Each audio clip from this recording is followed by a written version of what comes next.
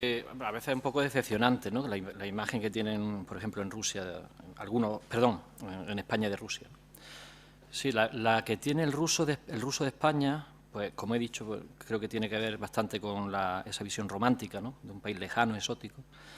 Luego pasando por, claro, los acontecimientos históricos, ¿no? Siempre ha habido paralelismos, la lucha contra el francés, luego en la Unión Soviética, ayudar a los españoles, ¿no? A mí me contaba sobre lo que antes hablabais, ¿no? Con el profesor Marc, que uno de los españoles que estuvo en la División Azul me dice que cuando llegó a Rusia se quedó sorprendido de cómo lo acogieron allí, porque en Rusia lo acogieron como era el enemigo, ¿no? Y a él en todos lados lo recibían como digamos, un amigo, ¿no? Por la cercanía, quiero decir, por que sentían hacia España por las cuestiones políticas, ¿no? El apoyo a la República, a la guerra civil, etcétera, ¿no? Del bando soviético. Y por otro lado, creo que la opinión que tienen los españoles de Rusia está muy mediatizada por el hecho de que estamos después de la Guerra Fría, sobre todo, ¿no? En el otro bando, aunque también es verdad que hay mucha gente en España que en la época de Franco, donde las relaciones eran mínimas, se interesaban por Rusia, no solo los comunistas. Y yo creo que hoy en día más bien eso depende de pues, el hecho de estar en el otro bloque, ¿no? Estamos en la OTAN, estamos en Europa Occidental. Los medios de comunicación, pues aquí marcan, creo yo, la línea de pensamiento, ¿no? Es decir, el enemigo, ¿no? Eso. Creo que es, bueno, resumiendo así un poco lo que...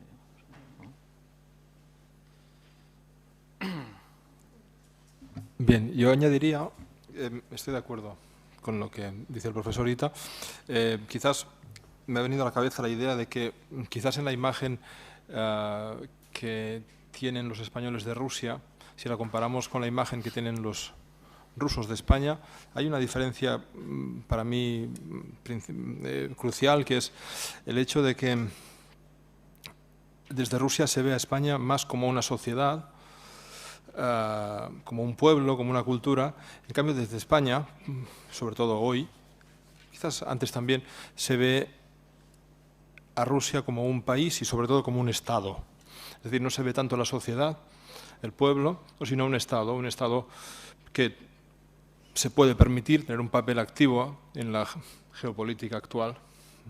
Y eso, como queda reflejado en la prensa, y la prensa española, desgraciadamente, es una marioneta muy frágil, crea una opinión, una imagen, más que una opinión, una imagen, porque opinión quizás ni a eso llega, de un agente como, no sé, una amenaza, un potencial agresor, ¿no?, de Rusia hoy día. Yo creo que eso es un factor que hay que tener en cuenta. Luego, a pesar de que hay muchos españoles que viajan a Rusia, creo que no es comparable en cifras el porcentaje de españoles que viajan a Rusia con el porcentaje de rusos que viajan a España.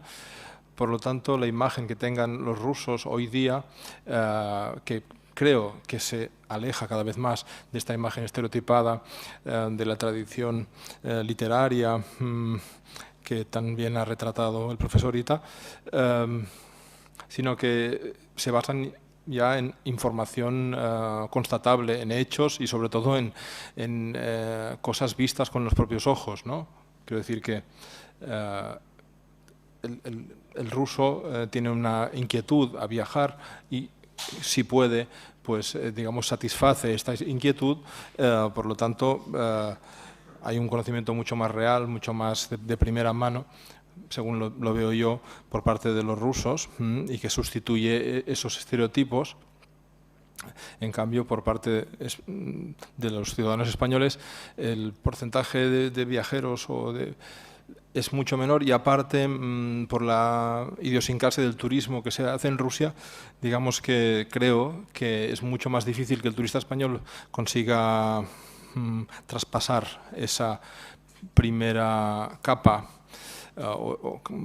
digamos, que hace que el ruso vea solo el español, perdón, vea prácticamente solo los monumentos cuando viaja a Rusia y que no pueda acceder al contacto con la población o con realidades un poco más interesantes y que reflejen de verdad la cultura rusa, sino que es mucho más frecuente que el español cuando viaja a Rusia se quede con la fachada, por una cuestión del factor específico, digamos, de cómo está organizado el turismo, y después también porque, digamos, quizás le importa menos tener una posición bien fundamentada sobre Rusia y quizás se limita con los pocos datos que tiene a través de la opinión pública española y algunos estereotipos que aparecen, desgraciadamente, pues, en el cine, sobre todo comercial norteamericano, etcétera, ¿no? Entonces, pues, creo que eso es algo que tenemos que tener en cuenta. Y yo, como única rusa, que de verdad a mí me duele mucho aquí en España cuando escucho estas noticias de Rusia. De verdad me sufro porque es que los medios de comunicación juegan con datos y siempre te da una sensación desagradable, como un amargo, algo que no puede pasar algo bueno en Rusia, que todo... Si eligen algo, siempre eligen algo, no sé, algo desagradable. Eso me duele muchísimo. Y además yo creo que también nosotros sí tenemos que trabajar más porque, claro, si comparamos, como ha dicho Marc, el número de turistas rusos que viajan a España, que conocen a España, que estudian español, que claro que son muchísimos más, es un número muy más elevado que los españoles. Y además también tengo que decir que la imagen de Rusia aquí en España, sobre todo si pasas, por ejemplo, por la calle y encuentras una agencia de viajes que venda un viaje a Rusia, ponen algo, no sé, exótico, un viaje exótico, algo de zarismo, no sé qué, una cosa muy rara para mí. Entonces, yo creo que hay mucho trabajo, pero tengo buenas esperanzas, porque estamos juntos ahora y creo que va a pasar algo. Podríamos mejorar esta situación.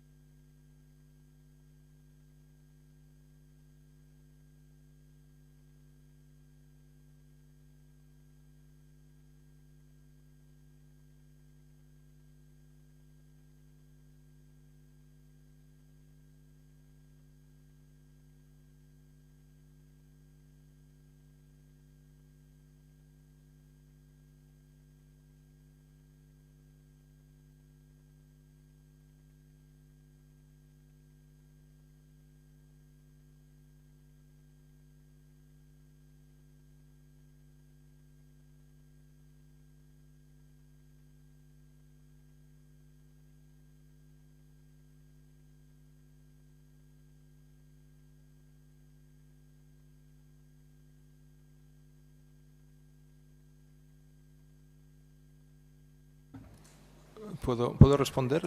Es que, perdón, Joaquín, precisamente, sí, agradezco esos comentarios porque creo que afinan mucho. En primer lugar, yo mismo me di cuenta de un fenómeno que no sé si ocurre en la prensa rusa, y es que en el año 1993, cuando Yeltsin dio el golpe de Estado y ocupó por la fuerza el Parlamento ruso, el corresponsal de La Vanguardia, Rafael Poc, bueno, escribía sus crónicas, pero aparte de las crónicas que hacía, escribió un artículo llamando lo que hacía Yeltsin golpe de Estado y llamando las cosas por su nombre, vamos. Ese artículo no fue publicado por La Vanguardia. Y entonces empezó una especie de actividad de este corresponsal que escribió varios artículos en esa línea y que publicó en otros medios de comunicación modificando ligeramente su nombre. Es decir, que parecía que se tratara de dos periodistas distintos, ¿no? Entonces, pues confirmando lo que dice usted. Y después, sobre la cuestión de los medios de comunicación, cuando he dicho que considero que los medios de comunicación españoles son una marioneta, no quiero, o sea, eso no quita que considere también que los medios de comunicación rusos también lo son. Eso está claro, ¿no? Es decir, no es que quiera. Pero es cierto que creo, por lo menos, que el lector ruso, el lector del periódico, ya parte de una posición escéptica de entrada, ya tiene una tendencia natural a no creer lo que dicen los medios de comunicación, y en el caso de que le interese por lo menos intentar escarbar un poco en la verdad, es posible que busque más de un medio para poder modelar su opinión, ¿no? Cosa que probablemente le distingue, le diferencia del lector de periódicos medio español, que tiene un periódico de confianza que es el que conforma su opinión sobre los temas actuales.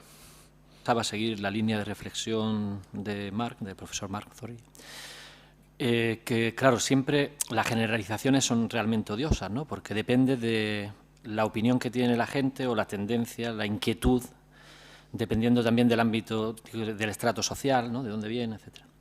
Pero sí, yo creo que sí se puede decir que es verdad que los rusos, seguramente porque en la época soviética solo podían viajar en los países del este, que le llamamos, ¿no?, de influencia soviética, y no podían viajar a Europa Occidental, conocían mucho de Europa Occidental a través de la literatura, se interesaban bastante más, yo creo que, entre otras cosas, porque no podían salir, ¿no? Se interesaban también más, porque del momento que prohíbes algo hay más interés, ¿no? Y sobre todo por la cuestión cultural. Bueno, realmente los medios de comunicación, y lo que acaba de comentar el profesor Torquemada, digo, influyen, ¿no?, determinantemente, porque si los medios de comunicación nos dan una visión del país a través de la cultura, de la literatura, del arte, ¿no?, hoy en día, pues, es decir, la influencia que pueden ejercer es preocupante, ¿no?, porque te pueden dar una visión mala, negativa, y aunque hay gente que dice, bueno, no me creo lo que dicen los medios de comunicación, pero mucha gente es que es la única fuente que tiene, ¿no?, de información. Pero sí que se puede decir que yo noto que en los rusos hay una mayor inquietud en general por conocer lo de fuera y en particular España, por ejemplo, que por parte de los españoles para eso, ¿no? Yo, por ejemplo, recuerdo que en mis años de estudiante en la Unión Soviética, aunque digo que también hay de todo, ¿no?, pero cuando volví a Granada, concretamente a mi pueblo, me preguntaban, ¿y qué tal? ¿Mucho frío en Rusia? ¿Mucho ruso en Rusia? Bueno, es decir, poquito más me podían preguntar. Cuéntame. Traducciones, aquí tenemos eminentes traductores, ¿verdad? Mañana tendremos la oportunidad de disfrutar, ¿no? Cada vez más son las traducciones directas, ¿no?, de la literatura, por ejemplo, rusa al español. Eso es algo que se agradece, ¿no?, dentro de esta nota preocupante que hemos comentado, ¿no? ¿Pero es el resultado de una política estatal o es...? Yo creo que es, no sé, depende seguramente de varios factores, sobre todo del hecho de la relación, quiero decir, de las relaciones que se han ido dando, la creación de centros de estudio, especialistas españoles que han ido allí, a la Unión Soviética, ¿no?, estudiantes que han tenido la oportunidad, como nosotros, ¿no?, de ir a pasar allí una estancia, etcétera, ¿no? Es decir, que esto ha sido determinante, ¿no? O sea, más por iniciativa quizás personal.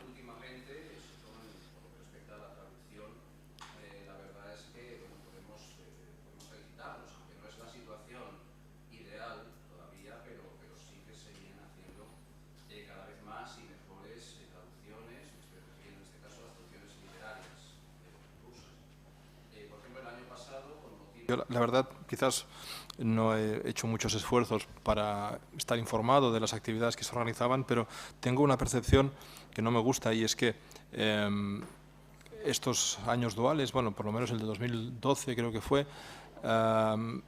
11, gracias, no, digamos, las actividades que se organizan, que llegan a tener un nivel muy alto en muchos casos, no son el resultado de una convocatoria de proyectos que representen de una forma más o menos generalizada las instituciones, sino que surgen como una especie de proyectos personales ligados a instituciones, ¿por qué no?, pero que tienen un, digamos, de entrada, van destinados a un público teóricamente amplio, pero acaba siendo muy estrecho o muy limitado debido a la difusión que se hace, ¿no? Se hace una difusión totalmente insuficiente, es decir, te enteras al cabo de un año, al cabo de dos, que se publicó un libro en 2011 que realmente valía la pena que fuera visto, fuera conocido ese año, pero trabajando en la Universidad de Barcelona, en el departamento de Filología Eslava, que te enteres 2 o 3 años más tarde de que aparece un libro con motivo del año dual, es un poco preocupante.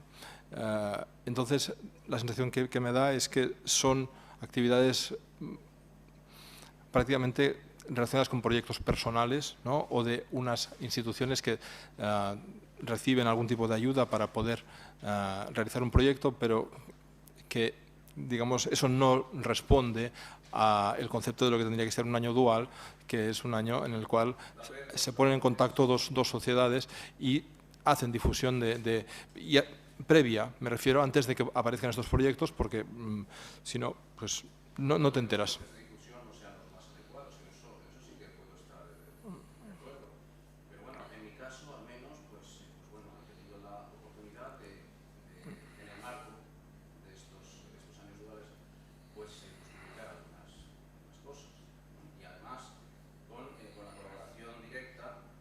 Me refiero más que a cómo llegan a realizarse esos proyectos, me refiero a que el hecho de que un año se proclame año dual, primero ya es un enigma, es cuáles son las razones que, por ejemplo, en el caso de este año 2015 vuelve a ser año dual, ¿no?, cuando el primer año dual fue el 2011, antes no, es decir, la periodicidad es un poco dudosa, ¿no?, aunque obviamente nosotros estamos interesados en este tipo de eventos, ¿no?, pero parece algo como arbitrario, ¿no? Sinceramente, la sensación que tengo yo es esta. Entonces, no percibo que haya una política cultural más o menos con una visión a medio largo plazo, sino que parecen cosas muy coyunturales perdón. Depende en gran medida de vaivenes políticos, es decir, la política siempre está presente.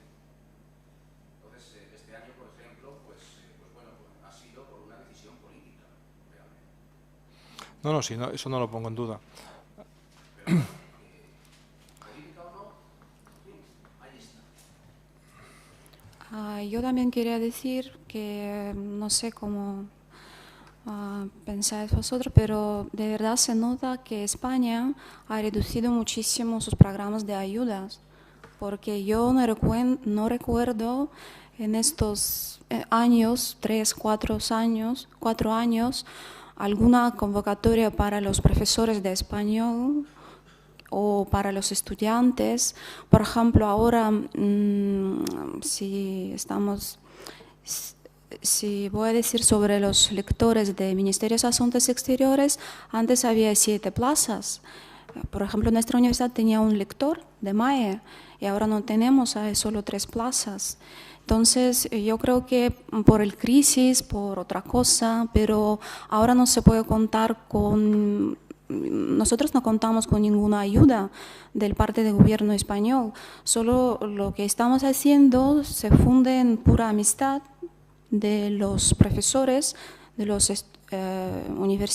las universidades y en entusiasmo, yo creo que es así. Entonces es una... Eso, menos mal, pero también hay que poner algo porque yo creo que es importante. Si yo puedo aportar... Esos lectores no eran profesores de español, esos lectores eran los embajadores de España en esas ciudades, en ese país. O sea, todo giraba alrededor de ellos. Todo el español, toda la cultura española, toda la imagen de España eran los lectores de español que estaban allí. Entonces, cuando desaparecen los 3 electorados de un plumazo, actualmente, en aquel momento, el gobierno uzbeco apostó por el español totalmente, lo convirtió en segunda lengua oficial en los colegios uzbecos y se creó la Facultad de Lengua Española, que no existía, en Tashkent. Y se llevó el español a sitios que antes no existían en ese país. Al desaparecer los lectorados, el español ha desaparecido completamente de Bujará, ya no existe. En Samarcanda sobrevive a duras penas gracias al entusiasmo de los profesores locales, uzbecos, y en Tashkent este año han reducido las plazas y han convertido la Facultad de Español en Facultad de Lengua Extranjera o algo así se llama ahora. Es decir, la política cultural es importante y cuando no existe se nota. Tiene efectos catastróficos. Y hablando de los años duales, sorprende sobre todo el año 2011, que fue un presupuesto muy importante para el año dual, no como este año que no hay presupuesto prácticamente, es un año dual más bien nominativo, ¿no? Año de las lenguas. En 2011 sí se dedicó mucho dinero por parte de los 2 países y llama la atención que no existe una página web que recoja todo lo que se hizo. Se hizo una página web en cada país que después desaparecieron y todo se ha perdido. Es como dinero al aire, ¿no?, que se tira en cierta manera. Y también sobre el año dual, yo esto lo tengo escrito, o sea, que no es que lo critique aquí ahora, lo tengo escrito y lo he criticado por escrito. Llevar, por ejemplo, obras del Prado al Hermitage de San Petersburgo está muy bien, es fantástico, pero supone un gran presupuesto, un gran gasto y el efecto es mínimo. Porque ya los rusos conocen perfectamente la pintura española y no hace falta que le llevemos el Prado al Hermitage. Si quieren, vienen ellos al Prado y lo ven. Sin embargo, no hubo, como dice Marc, ninguna convocatoria pública para las universidades, por ejemplo, que son las que mantienen el ruso en España y el español en Rusia, a fin de cuentas. No es normal que AECID tenga, como dice Irina, 3 lectorados en Rusia y la Universidad de Cádiz, que tiene un presupuesto muy, muy modesto para el proyecto ruso, tenga 14 lectores. Eso no es lógico. ¿Alguien quiere decir algo positivo para...? Bueno, cambiamos entonces de tercio. La interculturalidad. Se dice siempre que los extremos se atraen, ¿no? Pues yo creo que España y Rusia es un caso típico de extremos que se atraen. Es curioso que 2 países tan lejanos y separados por tantos países europeos, cuando entramos en contacto españoles y rusos, hay una conexión mucho más directa que, por ejemplo, de un español con un alemán o un español con un sueco. Hay una conexión ahí. Entonces, ese enigma, a ver si entre todos aportamos varias ideas que podamos descifrar por qué eso es así. Porque es una cosa realmente curiosa y extraña. No sé si alguien quiere aportar alguna idea. Bueno, sí, yo quiero sobre ese tema, que es muy interesante, por cierto, porque es una cuestión que muchas veces te planteas o los propios rusos te plantean, ¿no? Dice, tenemos muchas cosas en común. Yo creo que, bueno, pues seguramente que hay factores históricos. Debe haber. La influencia musulmana ha marcado mucho el carácter del español y la historia está ahí, aunque nos diferenciemos mucho del español de la Edad Media, ¿no? Pero los rusos tuvieron la ocupación tártara también, ¿no? Influencia musulmana. Y los extremos, sí, bueno, hay, bueno, como un tema que también se ha tratado mucho. Unamuno decía que los países periféricos, ¿no?, se atraen y que tienen muchas más cosas en común que, por ejemplo, un español con un ruso, o incluso él hablaba con un escandinavo, incluso, ¿no?, pero bueno, que con un centroeuropeo. Y eso es una cosa que yo personalmente, ya no hablo tanto a nivel, digamos, de filosófico o teórico, ¿no?, sino una cosa que yo mismo he experimentado. No puedo ser objetivo porque no tengo tanto contacto, aunque sí que conozco gente de otros países, ¿no? Y yo me he inmerso más, estoy más inmerso en la cultura rusa, pero sí que lo notas, ¿no?, en el trato y demás. Es verdad que cuando llegas, es decir, el viajero español que llega a Rusia o que llegaba antes a la Unión Soviética, encuentra primero en la mayor parte de las ciudades, ¿no?, es decir, más frialdad en el trato, pero una vez que ya los conoces y que, quiero decir, una vez que ya sí que conoces a la gente, ¿no?, ya es otra cosa, ¿no? Y cuando estás hablando, cuando estás intercambiando cualquier tipo de, no sé, cuando entras ya en una relación con otra persona, ¿no?, del tipo que sea, te das cuenta que realmente hay muchas más cosas en común que con... Eso es una apreciación personal, subjetiva, ¿eh? Pero yo creo que sí, que existe esa... Ya digo, puede depender de cuestiones históricas, no sé, o lo que sea, geográficas, no sé. Países periféricos. Están alejados de los centros donde se han iniciado todos los movimientos culturales en Europa. Por eso tanto a Rusia como a España siempre estos movimientos, cuando han llegado de forma tardía. O no han llegado, como en el caso del Renacimiento y el Barroco a Rusia. Bueno, prácticamente no. Entender sobre qué interesa trabajar, pero en cualquier caso creo que es una cuestión también de que la cultura rusa o la filología eslava, como le queramos llamar, es un campo de conocimiento lo suficientemente importante y digno como para que, independientemente de las similitudes históricas entre España y Rusia, España tenga una rusística digna, una eslavística digna, igual que tiene una germanística o una romanística dignas, ¿no? Es decir, es una cuestión independientemente de cuál sea el recorrido, digamos, histórico y de estos pueblos, ¿no? Esto es una cosa que, según me parece a mí, una cuestión que, si la miramos desde el lado inverso, es imposible que se plantee, ¿no? Si la hispanística en Rusia tiene derecho a existir o no, o tiene más apoyo o menos apoyo de las instituciones de enseñanza superior y de los ministerios correspondientes, por supuesto. Por lo tanto, aquí, digamos, quien falla, sobre todo, ¿no?, digamos, es nuestro sistema académico, que claramente no apoya lo suficiente los estudios de filología eslava y de rusística. Yo también quería decir que yo creo que los rusos y españoles tienen esta capacidad de adaptarse en otra cultura, y no solo adaptarse, pero amarla de todo su corazón. Entonces, yo creo que por eso. Y claro, se puede contar muchas historias. Personalmente yo, al llegar a España, me sorprendió mucho por qué tengo que besar a todo el mundo. ¿Por qué me besan? ¿Por qué tengo que besar 20 personas desconocidas, por ejemplo? Pero ahora no hay ninguna dificultad. Entonces yo creo que somos capaces y para adaptarse. Yo creo que esto es fundamental.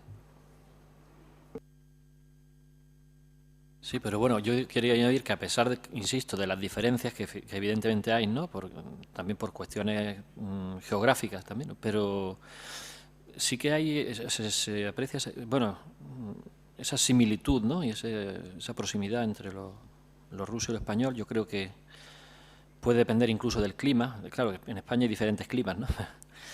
Pero esos cambios, ¿no?, el clima extremado también, ¿no?, eso influye en el carácter, yo qué sé, ¿no? Y el hecho de no vivir la vida de una forma tan ordenada, tan organizada, ¿no?, eso es visión que es más propia del centro europeo, aunque también es un estereotipo, ¿no?, pero no sé, ser un poco más despreocupados, no tan calculadores, ¿no?, como otros centroeuropeos, ¿no?, es algo ¿no?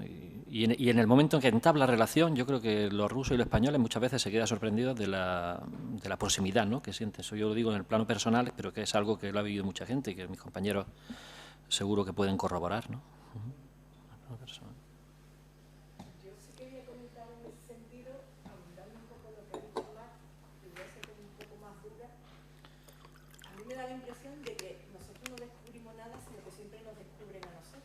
A mí me da la impresión de que la cultura española siempre está... una cosa que sí es un hecho y creo que Joaquín Torquemada ha hablado de esto, es un proceso de empobrecimiento cultural que se puede medir década tras década desde los últimos 40 años, ¿no? Eso es directo. Entonces, en general, ese empobrecimiento, esa limitación hacia un tipo de productos culturales que se reduce hasta el absurdo, ¿no? Eso por un lado. Luego también en el sistema universitario nuestro, pues efectivamente se da un proceso que yo creo que, digamos, se piensa en el sistema de formación superior como un sistema que tiene que tener una traducción directa en una proyección profesional y en la ocupación de ciertos lugares de trabajo, digamos, determinados, ¿no? Es decir, esta formación así más humanística, más amplia, que hace que mientras estás estudiando no sepas a qué te vas a dedicar cuando tengas que ir a trabajar o cuando llegue el momento, es una cosa que creo que cada vez se va evitando más, ¿no? Nos especializa, digamos, el estudiante de la Universidad Española cada vez se especializa más y tiene menos conocimiento de fondo. Entonces eso también es un reflejo de esta falta de inquietud intelectual, cultural en general que nos afecta de una forma tan directa para mí. O sea, son procesos globales, irreversibles, yo diría, por desgracia.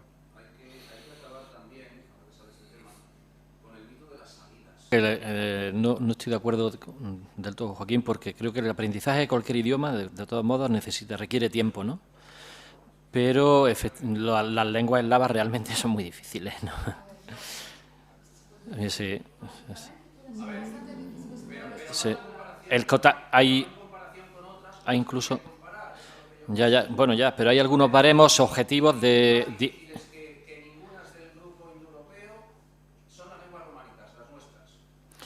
Bueno, depende, cada idioma tiene su dificultad, ¿no? Pero, por ejemplo, hay baremos así a nivel de idiomas por dificultad, ¿no? Y creo que el polaco era uno de los primeros, el ruso.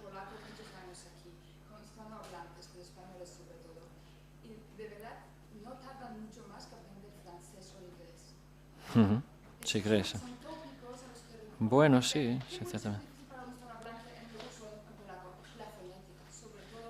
Sí, pero... Bueno, yo...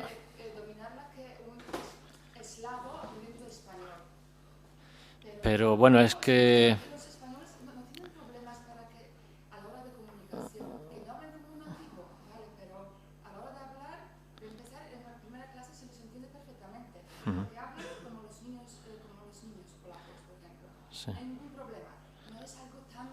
Sí, bueno, a lo mejor se crea ya una barrera de dificultad, ¿no? Previa, ¿no? Un prejuicio. Yo estoy de acuerdo con lo de prejuicio por un lado, pero por otro lado, evidentemente, yo, por ejemplo, en ruso segundo curso minor, no digamos de la especialidad de ruso, ¿no? Este año he impartido clase de ruso también, en un grupo de minor y bueno, algunos alumnos alucinaban, ¿no? Con la gramática rusa. Y no habíamos llegado, y digo, bueno, todavía no hemos llegado a los verbos de movimiento.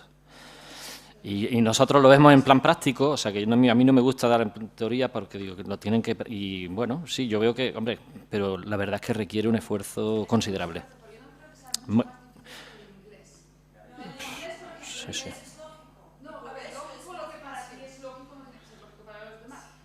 Pero bueno.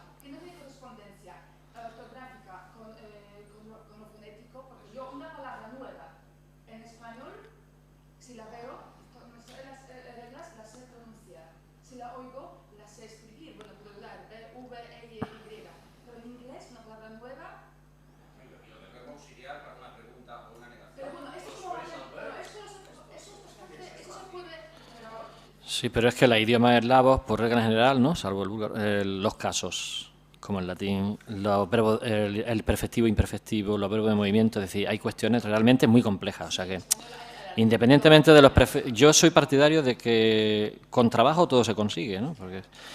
Y bueno, y sobre todo con entusiasmo. No. Digo, también con entusiasmo, ¿no?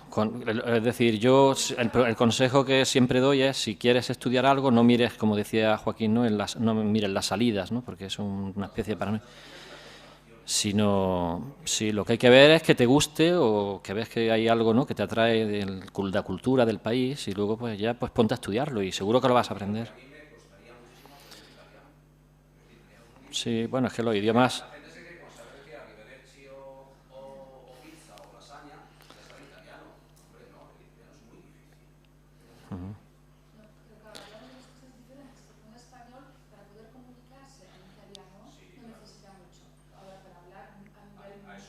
A un buen nivel, claro, ya siempre se hace.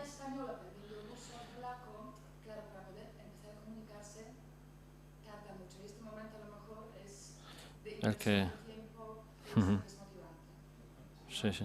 Yo añadiría que además, como utilizamos como referente el inglés, que es un idioma muy efectivo, muy, no me sale la palabra ahora, vamos, que quiero decir que con una base muy limitada de inglés puedes expresarte, pues tiendes a valorar o a cualquier otra lengua extranjera que estudies desde ese prisma. Y precisamente una cosa que ocurre, yo creo, con el inglés es que cuanto más sabes, más desconcertado estás, porque más te cuesta sistematizar los conocimientos que vas adquiriendo. Yo estudié filología inglesa y sé un poco de esto. En cambio, el ruso es al contrario. Es decir, el ruso, cuando superas ese estadio, digamos, a partir del año y medio más o menos de estudio, que tienes ya la base hecha, todo lo que vas aprendiendo lo puedes ir poniendo dentro de la base que tienes de una forma muy lógica y muy natural, ¿no? Y aparte, siguiendo los mismos esquemas de las lenguas románicas, ¿no? Es decir, yo estoy de acuerdo con esa idea, pero entonces es una cuestión de planteamiento, ¿no? Nos vienen alumnos para los cuales la idea de estar un año y medio estudiando un idioma para poder empezar a hablarlo es una idea que no se la pueden ni plantear, ¿no? Es un error de planteamiento, ¿no? Porque partimos de una entelequia, por lo tanto es nuestra tarea precisamente cambiar esa percepción, cambiar esa concepción, ¿no? Y efectivamente yo a mis alumnos en broma les digo, en ruso inicial, ¿no?, les digo, bueno, en realidad el ruso y el catalán son lo mismo, con algunas diferencias que os voy a explicar durante los próximos años, ¿no? Y se ríen o se preocupan, ¿no? Pero al cabo de unos años se dan cuenta de que no era una tontería eso. Entonces, bueno, pues efectivamente es una cuestión de planteamiento y de actitud, sobre todo. Entonces, el problema es que tenemos alumnos que vienen con pocas ganas de invertir esfuerzo para conseguir un resultado. Ese es un problema que tenemos.